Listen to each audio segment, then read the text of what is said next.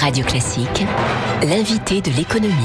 Et à 7h15, Nicolas Piron reçoit Sophie Gourmelin, directrice générale du Parisien aujourd'hui en France. Le Parisien, premier quotidien national payant, qui va faire peau neuve à partir de la semaine prochaine. Bonjour Sophie Gourmelin. Bonjour.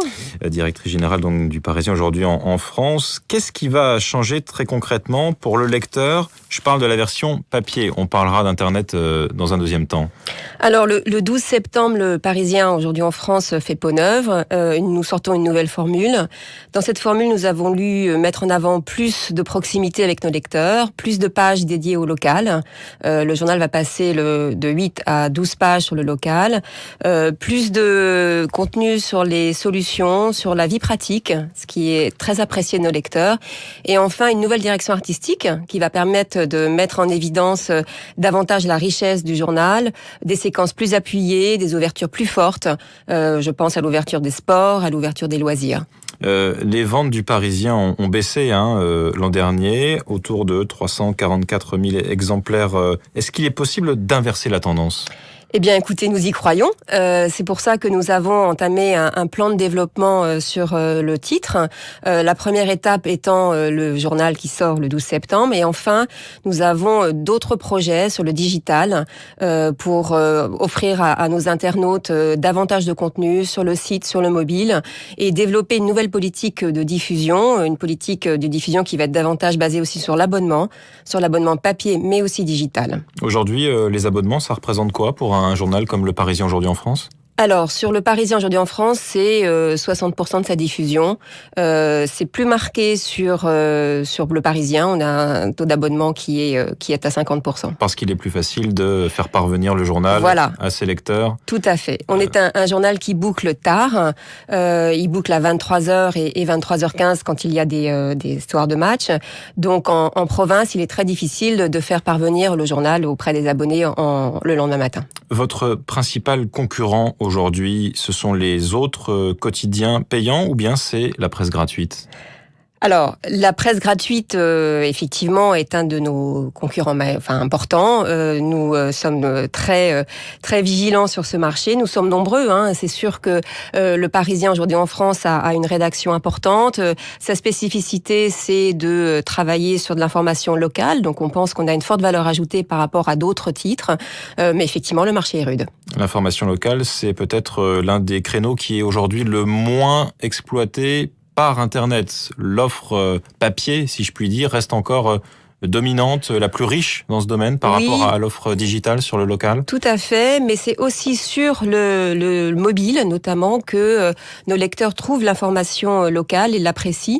On a une application qui s'appelle Ma Ville, qui est le Parisien Ma Ville, qui est très appréciée de nos internautes et c'est sur ce type d'information que nous comptons développer l'abonnement digital auprès de nos internautes. Alors vous inaugurez par ailleurs, Sophie Gourmelin, une nouvelle stratégie digitale, puisque lire Le Parisien sur Internet sera désormais payant. Il y a déjà un test depuis le mois de juin et vous allez poursuivre et amplifier la stratégie dans ce domaine. Alors c'est plus qu'un test puisqu'en juin, lorsqu'on a lancé le nouveau site du Parisien, on a décidé de mettre un method paywall sur l'ensemble des contenus. Effectivement, nous on pense, on a une conviction très forte que il faut payer pour accéder à l'ensemble des contenus. Voilà, les contenus sont produits par notre rédaction et ils ont une forte valeur ajoutée, que ce soit sur le papier, que ce soit sur le digital, et on pense qu'il n'y a pas de raison d'offrir gratuitement les contenus sur le digital. Ce qui est peut-être difficile, c'est de monétiser justement ces contenus par rapport à un journal, mais comme c'est mon domaine, l'économie, comme Les Échos, qui est dans le même groupe depuis un an. Les Échos, faire payer pour ces contenus qui sont à forte valeur ajoutée également et plus pointus en termes d'information, c'est peut-être plus facile pour ces lecteurs. Alors c'est certainement plus facile pour Les Échos qui s'adressent à une catégorie de personnes qui ont plus d'argent pour payer des contenus et puis qui a un contenu plus spécifique, le contenu de la finance et de l'économie. Ceci étant, on pense que sur le Parisien, il y a aussi des contenus à forte valeur ajoutée. Je vais parler tout à l'heure du local. Ce sont des informations, je pense qu'on est la seule rédaction en France à pouvoir les donner, en tout cas des informations locales sur l'Île-de-France. Donc on a cette valeur ajoutée.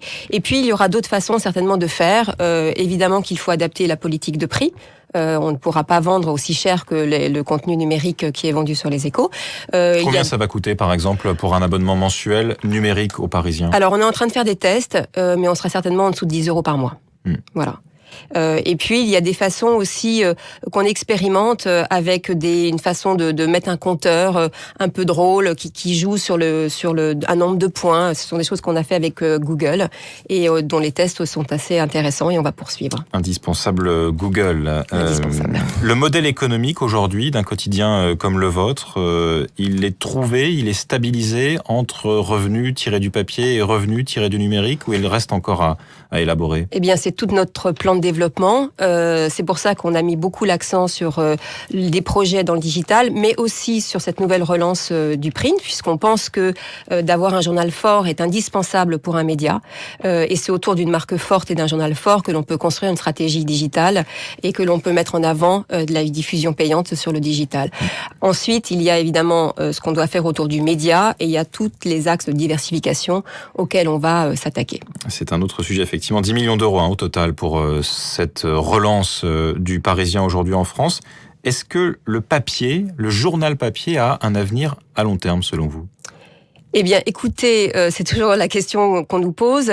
Moi, j'ai la conviction que oui. Je pense que il y a pas de média fort sans un papier fort. Le papier, c'est l'influence, très souvent.